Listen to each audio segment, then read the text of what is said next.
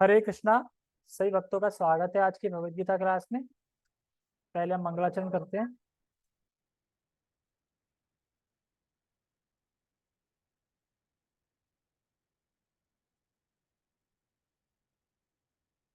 ओम अज्ञानतिमिरान्धस्य ज्ञानञ्जनशलाकया चक्षुरुन्मीलितं येन तस्मै श्रीगुरुवे नमः। श्रीचैतन्यमनोभीष्टं स्थापितं येन भूतले स्वयं रूप कदा मह्यं ददाति स्वपदान्तिकं। वन्देऽहं श्रीगुरो श्रीयुतापदकमलं श्रीगुरून् वैष्णवांश्च श्रीरूपं साग्रजातं सहगण रघुनाथामृतं तं सजीवम् साधुवेतं सावधूतं परिजनसहितं कृष्ण चैतन्य देवं श्री राधा कृष्ण पादान सहगण ललिता श्री विशाखा त्रिशांच। हे कृष्ण करुणा सिंधु दीन बंधो जगतपते गोपेश गोपिका कांता राधा कांता नमस्ते। तप्त कांचन गौरांगी राधे वृंदावनेश्वरी वृषभानुसुते देवी प्रणमामि हरिप्रिये। वाञ्छाकल्पतरुभ्यश्च कृपा सिन्धुभ्य एव च पतितानां पावनेभ्यो वैष्णवेभ्यो नमो नमः। जय श्री कृष्ण चैतन्य प्रभु नित्यानंद श्री अद्वैत गदाधर श्रीवासादि गौर भक्तवृंद। हरे कृष्णा कृष्णा कृष्णा हरे हरे हरे राम राम राम हरे हरे। रामाय रामभद्राय रामचंद्राय वेदसे रघुनाथाय नाथाय सीताय पते नमः। नमः ओं विष्णुपादाय कृष्णपृष्ठाय भूतले श्रीमते भक्तिवेदांत स्वामिने इति नामिने। नमस्ते सारस्वते देवे गौरवाणी प्रचारिणे निर्विशेषा शून्यवादी पाश्चात्य देशतारिणे। हरे कृष्णा। तो आवाज ठीक आ रही है? शोर शराबा तो नहीं आ रहा पीछे से?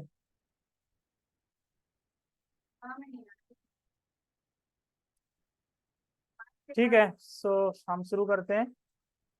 और हाँ, अभी कोई है नहीं, कौशल सो गया क्या? ये जब भी लिंक आएगा तभी ज्वाइन करना है, और लिंक 8:30 बजे के बाद ही आएगा। ठीक है, हो सकता है 8:30 बजे आ जाए, और हो सकता है 8:35, 8:40, कोई भी टाइम हो सकता है, पर 8:45 से पहले पहले आ जाएगा। ठीक है, तो उसी के हिसाब से जैसी लिंक आए और वैसे ही ज्वाइन कर लें। ठीक है, एक तो ये, और दूसरा ये कि वृंदावन तो मुश्किल है, कोई जाना नहीं चाहता है ना, या फिर जा नहीं पा रहा है। क्योंकि तो ही तो प्लान बनाओ, कोई जाने वाला हो, अकेले फिर क्या फायदा, आ नहीं रहा है। अभी देखते हैं ना कितने लोग हैं, क्योंकि मेरे सर हैं, उनकी वाइफ है और उनके 2 बच्चे हैं। और ठीक है, प्लान बनाते हैं। तो अभी हम श्लोक को पूरा करेंगे, आज पूरा करना है, तो पहले हम श्लोक पे फोकस करेंगे, उसके बाद बात करेंगे धाम की। ठीक है, क्योंकि धाम जाना चाहिए, 6 महीने में एक बार धाम तो जाना चाहिए। ठीक है, तो श्लोक का उच्चारण करते हैं पहले, फिर आगे बढ़ते हैं। मच्चित्ता मदगत प्राणा बोधयन्ता परस्परम कथयन्तश्च मां नित्यं तुष्यन्ति च रमन्ति च। मच्चिता मदगत प्राणा बोधयन्ता परस्परम कथयन्तश्च मां नित्यं तुष्यन्ति च रमन्ति च। जिनका चित्त मुझ में लगा हुआ है, जिनके प्राण मुझ पे नछावर हैं, जो बोध कराते हैं एक दूसरे को, किस चीज का? कथयंश, मेरी कथाओं का। कब तक? नित्यम। तो क्या मिलता है उन्हें? तुष्यंती, वो संतुष्ट रहते हैं, परम आनंद की प्राप्ति कर, रमंती च, परम आनंद की प्राप्ति करते हैं। ठीक है, तो हमने ये पढ़ा था, पेज नंबर 14 था, कितना था? 9 था।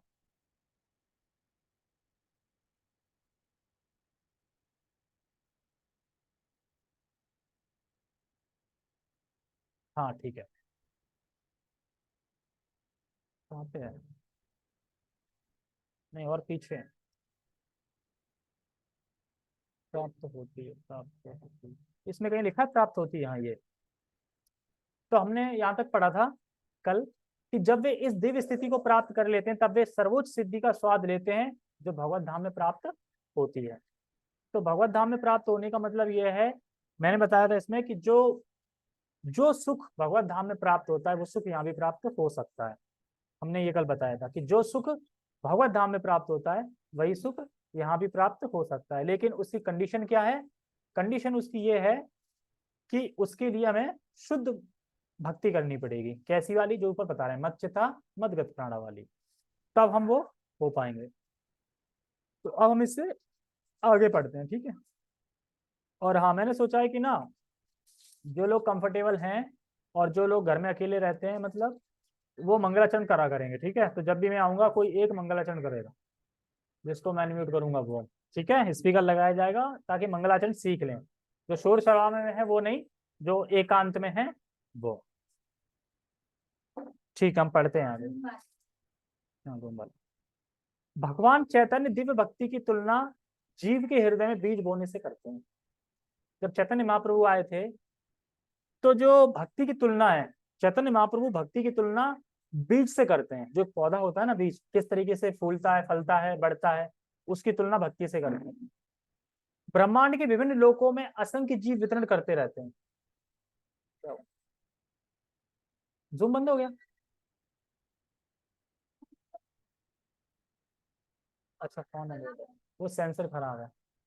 तो सेंसर खराब है और कुछ खराब नहीं है, ठीक है। मैं कहा फोन की बात ले आया, इसीलिए कह रहा हूँ कि कुछ भी मत बताएगा। देख, फोन की बात आ गई ना, सीधी कथा में फोन की बात आ गई, इसलिए फ्लो टूट जाता है। तो इस लोक में या असंख्य जो लोक हैं उन सब में जीव वितरण कर रहे हैं। कोई मक्खी के रूप में, कोई मच्छर के रूप में, कोई ऐसे जीव हैं जो हमें दिखाई नहीं देते, सब वितरण कर रहे हैं, विचरण कर रहे हैं, चलते फिर रहे हैं। इनमें से कुछ ही भाग्यशाली होते हैं, यानी 80 लाख योनि है, उसमें से 4 लाख हैं जो कि मनुष्य बनते हैं, और उनमें से भी कुछ ऐसी हैं कि जो मतलब मनुष्य होते हैं। कुछ मनुष्य होते हैं वो तो बिल्कुल जानवर के बराबर ही होते हैं, मतलब उन्हें पता ही नहीं कि जानवर इंसान में फर्क क्या है, मांस आदि भक्षण करते हैं जो भी है। तो उनमें से भी कुछ हैं जो कि मनुष्य बनते हैं। तो यही कहना है कि कुछ भाग्यशाली होते हैं। तो भाग्यशाली कौन है? जो मनुष्य बनते हैं, जिनकी शुद्ध भक्ति से भेंट हो पाती है। और फिर और भी भाग्यशाली हैं कुछ जिनकी शुद्ध भक्तों से भेंट होती है। शुद्ध भक्त मतलब कि शुद्ध भक्त मिल गए तो शुद्ध भक्तों से भेंट हो पाती है, और जिन्हें भक्ति समझने का अवसर प्राप्त हो पाता है। यह भक्ति बीज के सदृश है। यदि इसे जीव के हृदय में बो दिया जाए और जीव हरे कृष्ण का श्रवण तथा कीर्तन करता रहे तो बीज अंकुरित होता है। जिस प्रकार की नियमित सींचते रहने से वृक्ष का बीज फलता है। तो समझो इसको, पूरे वाक्य को, फलता है। देखो, जो भी यहाँ पे हमको दिखते हैं, कछवारी में हो या फिर गार्डन हो, ठीक है, फूल गार्डन हो, तो उसमें पेड़ पौधे फल फूल रहे हैं। क्यों फल फूल रहे हैं? सूख क्यों नहीं रहे हैं? क्यों फल फूल रहे हैं? पेड़ पौधे, फूल पेड़ पौधे जो भी है, फल फूल रहे हैं, वो मतलब सही से बढ़ रहे हैं, हरिया रहे हैं। क्यों? क्योंकि उनमें पानी दिया जा रहा है। सीधी देखभाल का मतलब, देखभाल तो कई तरीके से होती है। पानी, और पानी कब दिया जा रहा है? सुबह शाम। गार्डन की जा रहा है सुबह शाम। हाँ, तो सुबह शाम क्योंकि जल दिया जा रहा है इसलिए वो पोषण फल फूल रहे हैं, ठीक है। इससे हम अपनी भक्ति लता को, तो इसी प्रकार से हम अपनी भक्ति लता को भी सींचते हैं। सबसे पहले देखो, बीज मिलता है। बीज क्या मिला? कृष्ण ही भगवान है, आप उनके नित्यदास हो और अब उनकी सेवा करनी है। ये हो गया बीज बोना। ये तुम्हारे हृदय में बीज बो दिया गया कि कृष्ण भगवान है, हम उनके सेवक हैं, नित्य सेवक हैं, और हमें उनकी सेवा करनी है। बीज आ गया। अब बीज को सींचना है, मतलब बढ़ाना है धीरे धीरे। तो वो कैसे बढ़ाएंगे? सुबह शाम क्या करना है? सुबह शाम पानी देना ना। पानी क्या है? श्रवण है, कथा श्रवण, भक्तों का संग, ये सब, ये पानी हो गया। तो ये हमेशा करना है, ऐसा तो नहीं कि 2 दिन सुना और 2 दिन नहीं सुना। 2 दिन पानी दो, 2 दिन पानी मत दो, तो पेड़ बढ़ जाएगा? भक्ति का पेड़, पौधा नहीं बढ़ेगा ना, सूख जाएगा, मुरझा जाएगा। तो ये भक्ति पे लागू होता है। अगर हम डेली नियमित रूप से श्रवण कीर्तन करते हैं तो हमारी भक्ति लता सींचती रहेगी, हमें पता नहीं चल रहा कि हमारी भक्तिलता बढ़ रही है, लेकिन बढ़ रही है क्योंकि हम सुबह शाम श्रवण कीर्तन कर रहे हैं। लेकिन जब हम सुबह शाम श्रवण कीर्तन नहीं करेंगे तो हमारी भक्तिलता है वो मुरझा जाएगी, ये यहाँ पे बता रहे हैं। तो बीज दिया जाता है श्रद्धा के रूप में। हाँ, लेकिन जो बीज दिया है कि कृष्ण भगवान है और हम उनके सेवक हैं और हमें उनकी सेवा करनी है, तो ये श्रद्धा का बीज है। श्रद्धा होनी चाहिए ना, किसी ने बता दी कृष्ण भगवान मान ही नहीं रहे हम, फिर श्रद्धा भी तो होनी चाहिए, तो श्रद्धा का बीज है, मिल जाता है। तो इस बीज को खुद, जैसे कि जो माली होता है, माली देखभाल करता है गार्डन की, इसी तरीके से इस बीज की देखभाल कौन करेगा? खुद स्वयं हम, यानी माली कौन है? हम स्वयं खुद माली हैं। हमें अपने बीज को संचित करना है, सींचना है। क्योंकि माली जो होता है वो एक तो देखभाल करता है, दूसरा जो बाड़ा नहीं लगा देते हैं जिससे कि बकरियां भैंस वगैरह ये चरने ना आ जाए हमारे भक्ति रूपी पे, तो ये एक तरीके से जो माली है, जो श्रवण कीर्तन है, ये पूरा एक तरह से बाड़ लगाना है, बांध क्या बोलते हैं इसको, क्या बोलते हैं, कुछ बोलते हैं, याद नहीं आ रहा हिंदी में। अब गांव के लोगों को पता होगा, बलताल में लगाते हैं ना कुछ तार पट्टी से लगा देते चारों तरफ। हाँ, उसको बोलते हैं कुछ। तो किसी ने मैसेज भी कर दिया। फूल अगर तोड़ने के बाद पानी दिया जाए फिर फूल तोड़ने के बाद अगर पानी दिया जाए तो बुध बढ़ेगा ना, भक्ति बीज है। यहाँ पे भक्ति बीज कंपेयर करा जा रहा है, फूल उसमें क्या आएंगे? मतलब भक्ति का जो बीज है, भक्ति की जो लता है, इसमें फूल नहीं है, वो लता है खाली। वो लता ऐसे जा रही जा रही जा रही है और वो कहाँ जाएगी? कृष्ण के चरणों तक जाएगी। यानी निराकार का भी मिलेगा, ब्रह्म ज्योति मिलेगी, उसको भी भेद के पार निकल जाएगी और कृष्ण के चरणों में वहां विश्राम पाएगी और वहां क्या करेगी? सेवा करेगी कृष्ण के चरणों की। ये भक्ति लता बीज है। तो हम यहाँ से बैठे बैठे अपनी लता को ऐसे ले जाएंगे सारे ब्रह्मांडों को वेद के और वहां वो पहुंच जाएगी।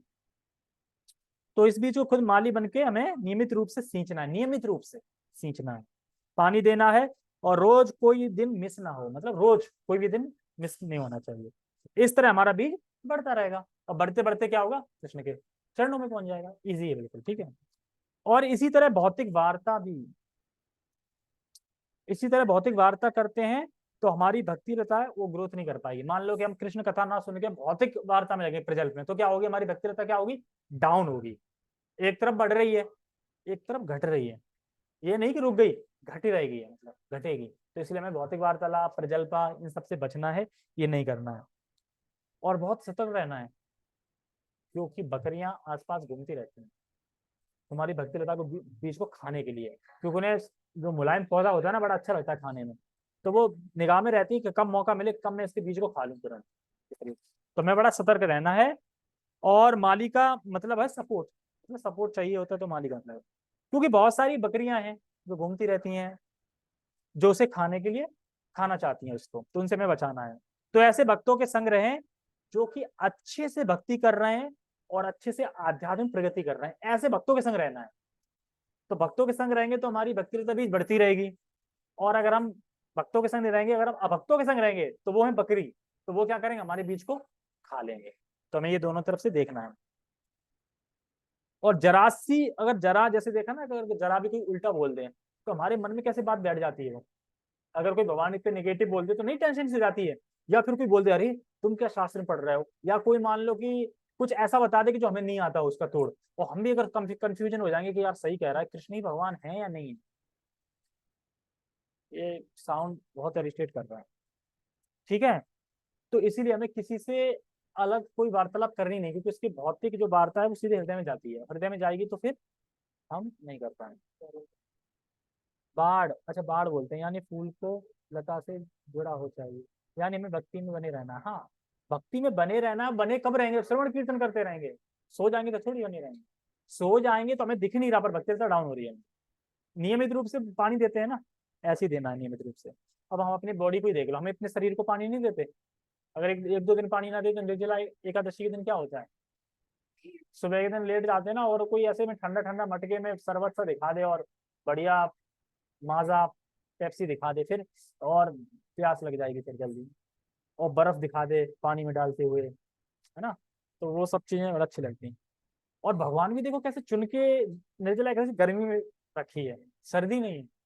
और उस दिन पानी भी नहीं बरसता है, यही तपस्या है। वरना पानी बरसा सकते हैं भगवान, मौसम ठंडा कर सकते हैं, प्यास ही नहीं लगेगी। तो ये सब नहीं है। तो क्योंकि जब कोई बोलता है तो उसकी चेतना भी प्रवेश करती है। याद रखना, जब हमसे कोई बोलता है ना तो उसकी चेतना प्रवेश करती है। हमें लगता है ना कोई कुछ बोल रहा है, मान लो हम सुन नहीं रहे, ठीक है, हमें पता, हम तो कृष्ण पे भरोसा करते हैं, कृष्ण ही भगवान है, अब वो भले ही कुछ भी बोल रहा है, लेकिन याद रखना उसकी चेतना प्रवेश करती है हमें। बाद में माइंड डिस्टर्ब हो जाता है, जब तक वो बात निकल नहीं जाती तो बत्ती मन नहीं लगता सही से, गूंजती रहती है वो बात, उसने ये बोल दिया, उसने बोल दिया। अब कोई बोलते कबीरदास भगवान है और उसने कन्विंस कर दिया, मान लो बता दिया शास्त्रों से, अब तुम सोचते रहोगे इस पर कबीर तो भगवान सब नहीं, शायद हो शायद आ गया ना, बत्ती लता डाउन हो जाए, शायद आ गया कोई। तो इसका प्रभाव हमारी भक्ति पे होता है। तो कोई बोले बकरी क्या है, बकरी में असत्संग, असत्संग मतलब अभक्त जो होते हैं वो, तो ये तुरंत भक्ति को खा जाते हैं, एकदम भेड़िया होते हैं एक तरीके से, तुरंत भक्ति को चबा जाते हैं। जैसे गौर किशोर महाराज जी थे, ये कहते हैं कि जो भक्त लोग हैं उनमें भी कभी कभार होता रहता है, मतलब कि कभी किसी का मतलब प्रजल्पा करते रहते हैं, भक्तों में भी हो जाता है, अरे गुट सा मिल जाता है तो हो जाता है।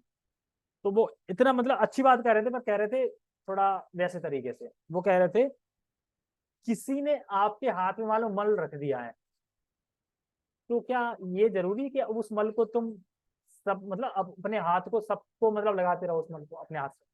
जैसे कि किसी ने आपके हाथ में मल रख दिया, यानी किसी ने निंदा रख दी, किसी की चुगली रख दी आपके हाथ में, अब आप क्या उस निंदा को या उस चुगली को चिपकाते रहोगे सबको, प्रभु जी पता है उसके साथ क्या हो गया, प्रभु जी पता है इसने क्या कर दिया, नहीं ऐसा तो नहीं करोगे ना, मल रख दिया किसी ने तो मल को चिपकाओगे दूसरों को, नहीं चिपकाओगे ना, तो ये चुगली मल के बराबर है बिल्कुल। तो इसलिए हमें किसी से सतर्क रहना है एकदम। तो निंदा सुनने के लिए कान तुरंत खड़े हो जाते हैं, ये भी देखा है तुमने, याद करियो निंदा अगर किसी की हो रही है ना इसके बारे में, तो कान ऐसे खड़े होंगे, तुम कुछ भी काम कर रहे होंगे ध्यान वहीं पहुंच जाएगा कि क्या बताने वाला है वो। मैं भी अपने आप को बहुत रोकता हूँ, फिर भी ध्यान चला, जैसे मेरे सर हैं, अब होता है ना कि कभी इसने कुछ बोल दिया, मैं अपना नोट्स बना रहा हूँ, अब बोलेंगे कि क्या हो गया, क्यों मतलब मजाक बंदे आज से, तो बताता हूँ पता है उसने ऐसे कर दिया, तो जैसे धीरे बोलेंगे तो मतलब कुछ ना कुछ बोल रहे हैं, तुरंत वहां ध्यान चला जाता है, मतलब ध्यान जाता है लेकिन मैं खींच लेता हूँ ध्यान को, लेकिन सुन सुन लेता हूँ कि क्या कह रहे हैं, और वैसे इतना सुनने को ध्यान नहीं देता, ठीक होता है। ठीक है, भौतिक रूपी आध्यात्मिक पौधा क्रमशः बढ़ता रहता है, क्रमशः बढ़ते रहने का मतलब क्या है, क्रमशः, क्रमशः, क्रमशः मतलब होता है धीरे धीरे, बताया ना, जैसे कि हम जब भक्ति कर रहे हैं सुबह शाम, तो धीरे धीरे बढ़ता है ना पौधा, कभी तुमने पेड़ देखा है कि लगातार जितना बढ़ता रहे पेड़, कभी पेड़ बढ़ता हुआ देखा है तुमने, लेकिन बढ़ता है ना, ऐसी भक्ति लगता है, मतलब जैसे तुम करते जा रहे हो पता नहीं चल रहा है, पर वो बढ़ती जा रही, बढ़ती जा रही है, एकदम अचानक एक साल बाद देखो पेड़ बड़ा मिलेगा, लेकिन रोज देखोगे तो पता नहीं चलेगा। अरे अपने बाल ही दे लो सेविंग के, बढ़ते हैं ना 7 दिन में, लेकिन देखो तो पता चलता है बढ़ रहे हैं, देखो तो नाखून देखने से पता चलता है बढ़ रहे हैं, लेकिन बढ़ रहे हैं ना, इस तरीके से भक्ति होती है। तो मतलब धीरे धीरे बढ़ता है, अच्छे से भक्ति करता है, और जो नहीं करता है उसको,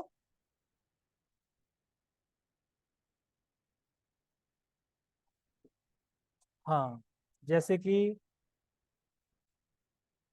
एक वो आता है चैन कुली, कुली को चैन कुली, चैन कुली एक ऐसा होता है कि उस पे अगर कोई तुम भारी वेट बोरा कोई लटका दोगे और यहाँ पे उसे घुमाओगे, तो यहाँ बिल्कुल मुलायम घूमेगी, बिल्कुल इजी, इजी मतलब जल्दी घुमा दो इजी घूमेगी, उसमें कोई कर्राट नहीं पड़ेगा, घुमाने ताकत नहीं लगेगी, लेकिन वहां वो उठता रहेगा धीरे धीरे धीरे, लेकिन यहाँ जल्दी जल्दी घूम रही है लेकिन वहां धीरे धीरे उठता रहेगा। तो उसी तरीके से जब हम माला रूपी फूली घुमाते हैं अपनी, तो हमारी ये चेतना है भारी जो धीरे धीरे धीरे धीरे उठती है, माला तो घूमती रहती है पर चेतना धीरे धीरे धीरे उठती है, एग्जाम्पल दे रहे हैं मतलब इस तरीके से। तो इस तरीके से हमारा पेड़ जो पौधा है भक्ति लता वो धीरे धीरे धीरे बढ़ता है, माला तो कर रहे हैं पर बढ़ता धीरे धीरे, तो देखिए नहीं वो मशीन आती है वैसे आती है घुमाने वाली, उससे कोई भी बच्चा भी घुमा देगा ऐसे करके, और उससे कुंटल 1 कुंटल 2 कुंटल उठ जाएगा, और वो धीरे धीरे घूमेगी, बिल्कुल तो घूमेगी स्पीड, मतलब जल्दी जल्दी घुमाओगे ना वहां धीरे धीरे उठेगी, ताकत नहीं लगती, ताकत नहीं लगानी पड़ेगी, मतलब बहुत सारे उसमें अंटे होते हैं ऐसे करके, जाने कैसे मतलब किस टाइप से बनाएगी, इस तरीके से कुछ कुली उचाती है।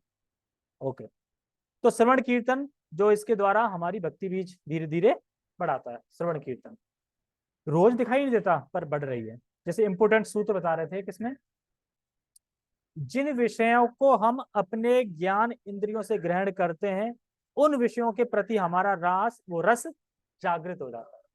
फिर से बोलूंगा, जिन विषयों को हम अपने ज्ञान इंद्रियों से ग्रहण करते हैं उन विषयों के प्रति हमारा रस जागृत हो जाता है। किसी को बचपन से क्रिकेट देखना पसंद था,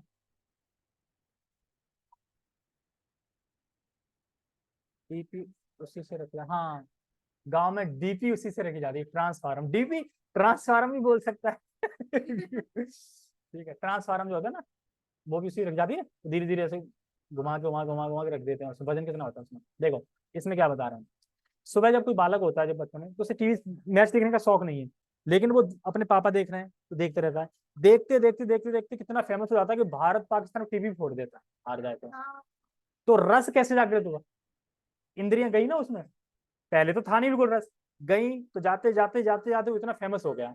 एक तो ये मानो न्यूज़पेपर, न्यूज़पेपर शुरू से पढ़ना किसी आदत होती नहीं है, लेकिन एक बार देख लिया, पढ़ते पढ़ते इंद्रियां लगाते लगाते लगाते, अब ऐसा जब तक चाट नहीं लेगा पूरा अखबार, तब तक, वो चाय पीते हुए जब तक चाट नहीं लेगा अखबार, तब तक वो कुछ काम नहीं करेगा, होता है ऐसा।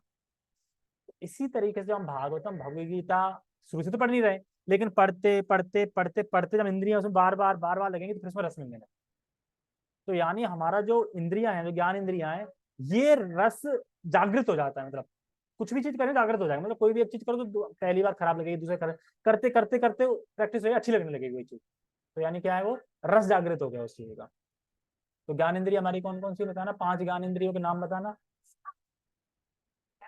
हाँ हाँ, कान नाक और, अब बताओ, दोनों कर लो, बताओ, ज्ञान इंद्रिय बताओ, कौशल प्रभु बताओ, लिख के बताओ, 5 ज्ञान इंद्रिया कौन कौन सी है। भाई पूछ तो लूं, पता चले कि पूरी गीता खत्म होने पाई, ये नहीं पता 5 ज्ञान इंद्रिया कौन सी है, कैसे कैसे टीचर थे, कैसे टीचर थे, क्या सिखा रहे थे।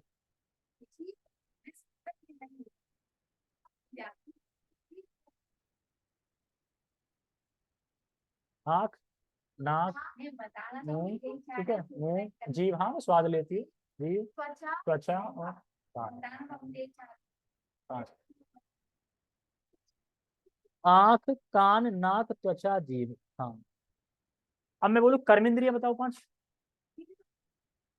ये ज्ञान इंद्रिय, हाथ, पैर और मुंह और कान, कान तो ज्ञान इंद्रिय में आता है, कर्म इंद्रिय, जिसे हम कर्म करते हैं, 2 हाथ, 2 पैर और मुंह, ये कर्म इंद्रिय हमारी, ठीक है।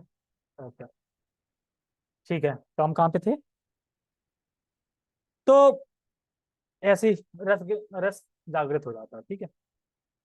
क्या हम पहली बार भागवत पढ़ा तो पता चला कुछ अच्छा लग रहा था, लेकिन पढ़ते पढ़ते रस जागृत हो जाएगा, अच्छा है। जैसे कि मैं आज ये दीप पढ़ा, दीप्ति का पढ़ रहा था, तो पुत्र दिया उन्होंने, लेकिन फिर उन्होंने सिर्फ से क्षमा भी मांगी, उन्हें पता है कि मैंने गलत किया, दीप्ति ने क्षमा मांग रही फिर शिव से, कहीं मेरा गर्व नष्ट ना कर दें, तो उन्होंने अशुभ समय से बच्चा मांगा था, तो इस तरीके से। और फिर उन्होंने जो कश्यप मुनि थे, उन्होंने देख के ही बता दिया कि जो भी होंगे दोनों राक्षस होंगे, इससे कुल भी हमेशा दुखी करेंगे। अब देखो कौन प्रकट होगा, कौन उनके उत्पन्न होगा, वो आगे पढ़ेंगे तब पता चलेगा, रीति में। ठीक है, जब तक वह ब्रह्मांड के आवरण को भेदकर ब्रह्मज्योति में प्रवेश नहीं कर जाता, जब तक भक्ति लता ब्रह्मांड को भेद के नहीं पहुंच जाता। ब्रह्म ज्योति में भी यह पौधा तब तक बढ़ता रहता है, नहीं कि ब्रह्म ज्योति पहुंच गया तो रुक गया, नहीं, बढ़ता रहता है, कब तक, जब तक उस उच्चतम लोक को नहीं प्राप्त कर लेता, जैसे गोलोक, वृंदावन या कृष्ण का परम धाम कहते हैं, तो वहां तक पहुंच रहे हैं। अंत तो गत्वा यह पौधा भगवान के चरण कमलों की शरण प्राप्त कर वही विश्राम पाता है। तो कहा हमारा भक्ति रूपी पौधा कहाँ रुकेगा, भगवान कृष्ण के चरणों के नीचे रुकेगा, वहीं पे, वहीं फिर विश्राम पाएगा। विश्राम पाएगा मतलब भक्ति से सेवा करेंगे। जिस प्रकार पौधे में क्रम से फूल तथा फल आते हैं, उसी प्रकार भक्ति रूपी पौधे में भी फल आते हैं। फल कौन से हैं, फूल तो लिखा नहीं, पर फूल फल आते हैं, कौन से फल आते हैं, कीर्तन तथा श्रवण के रूप में। जब बढ़ रहा है तो हमें फल आए, मतलब फूल फल आ रहे हैं, तो क्या आ रहे हैं, श्रवण कीर्तन। मैं बोलना चाह रहा था पर मैंने बोला नहीं इस टाइम पे, श्रवण कीर्तन, ये एक तरह से फल और वो फूल फल है, ठीक है, आते हैं। और कीर्तन तथा श्रवण के रूप में उसका सिंचन चलता रहता है। तो हम सिंचन कैसे करते हैं, पानी कैसे डालते हैं, श्रवण कीर्तन श्रवण कीर्तन श्रवण कीर्तन स्मरण, ये सब। हाँ, तो फूल आएंगे तो फल नहीं आएगा, फूल आएंगे तो फल भी आएगा। देखो, हमें हमेशा याद रखना चाहिए कि चतन चतुर्थ में एक आता है कि हरिनाम जप और कीर्तन से नवदा भक्ति का फायदा प्राप्त होता है, फल प्राप्त होता है। नवदा भक्ति ना, 9, श्रवण कीर्तन स्मरण पूजन अर्चन आत्मनिवेदन, और भी है ऐसे करके 9। लेकिन श्रवण कीर्तन स्मरण से ये नवदा भक्ति पूरी पूर्ण हो जाती है, क्योंकि नवदा भक्ति का प्रयोजन क्या है? कृष्ण प्रेम हो, कृष्ण में प्रेम जागृत करना, कृष्ण चरणों में प्रेम प्राप्त करना, ये नवदा भक्ति का। और श्रवण कीर्तन से क्या होता है? इसमें भी होता है, तो फल वही मिल रहा है ना। तो अगर कोई श्रवण कीर्तन कर लेता है तो उसे पूरी नवदा भक्ति का फल मिल जाता है, तो कितना फायदा है। तो इसीलिए कह रहा है मैं, जाप जो हम करते हैं वो कितने ध्यानपूर्वक और कितनी गंभीरता से करना चाहिए, क्योंकि वो पूरा नवदा भक्ति का फल दे रहा है। हमें ऐसा नहीं करना चाहिए, होपफुली हमें इतने उससे करना चाहिए। जैसा आज मैं सुन रहा था, जैसे हम किसी को फोन लगाएं, उसमें बोले डायल किया गया नंबर किसी और कॉल पे व्यस्त है। इसी तरीके से हमने माला थाली, माला मतलब डायल कर दिया नंबर भगवान को, और फिर किसी और से बात करने लगे, तो भगवान कहेंगे कैसा है, मुझे कॉल लगा के कुछ अन्य कॉल पे व्यस्त हो गए। तो उस तरीके से अगर हम नंबर डायल कर रहे हैं तो उस पर लाइन पे रहना है ना, अन्य कॉल पे व्यस्त हो जाएंगे तो कैसा लगेगा, तो ऐसे भगवान को भी बुरा लगता है। ठीक है, तो इसमें बता रहे हैं भक्ति संपादन होती है 9 प्रकार की।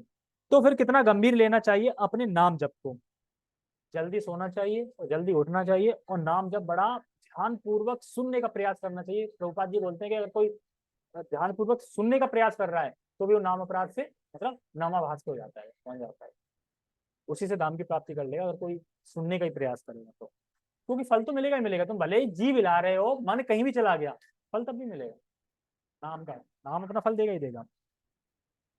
ठीक है, कहाँ पे थे?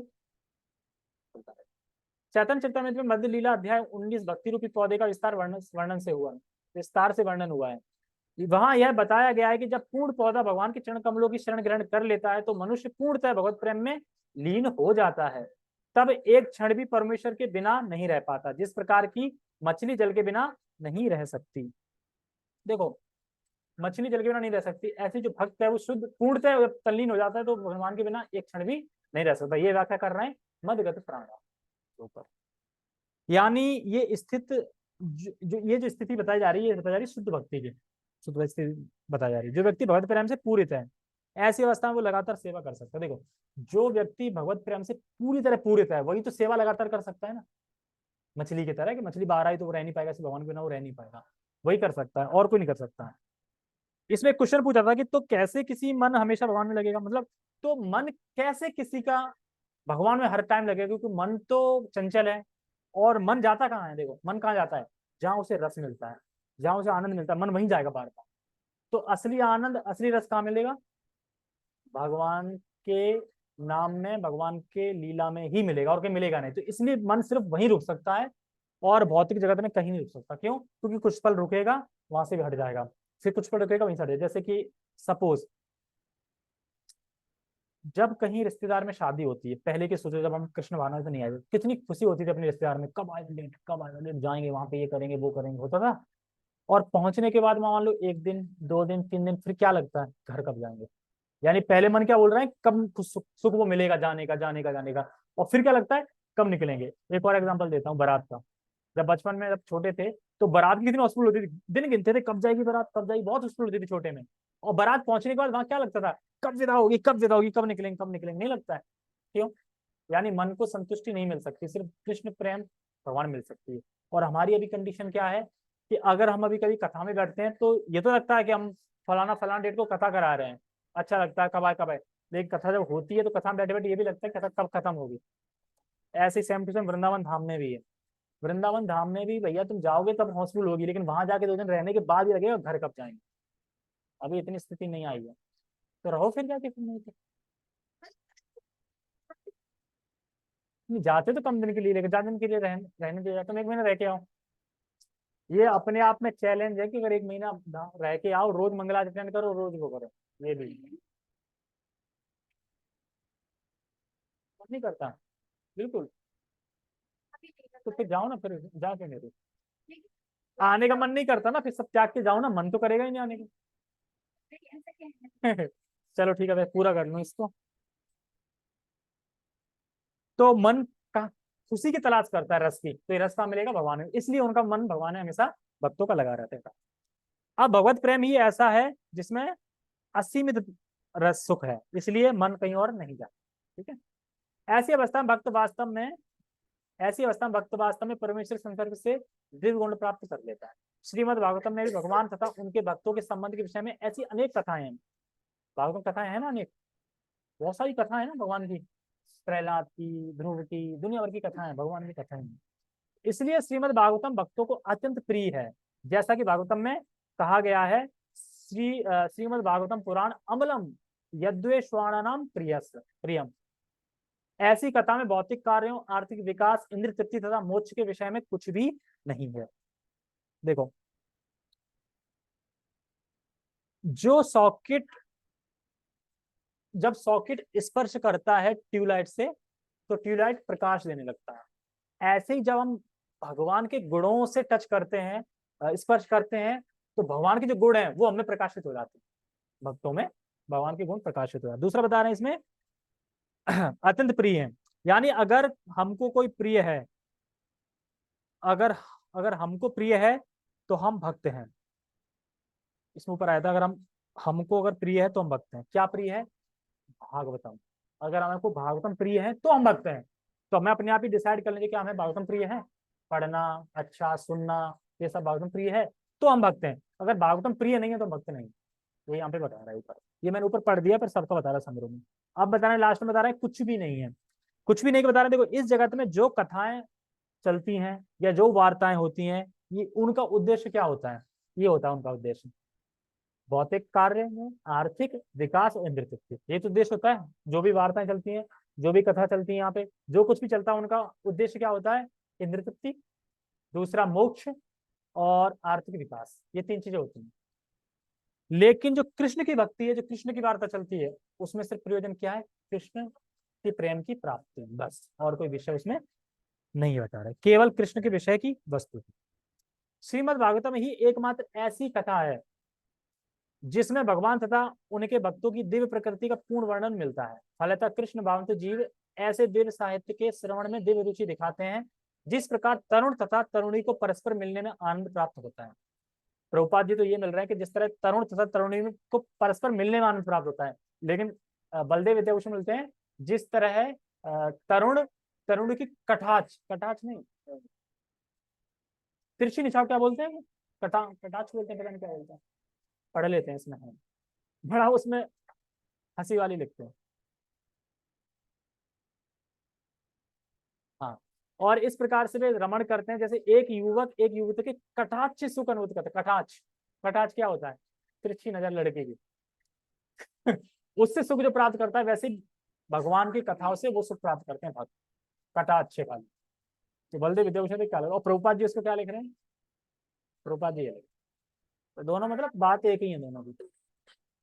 तरुण तरुणी लिख रहे हैं, तरुण तरुणी के परस्पर मिलने में जो आनंद प्राप्त होता है। ठीक है, हरे कृष्णा।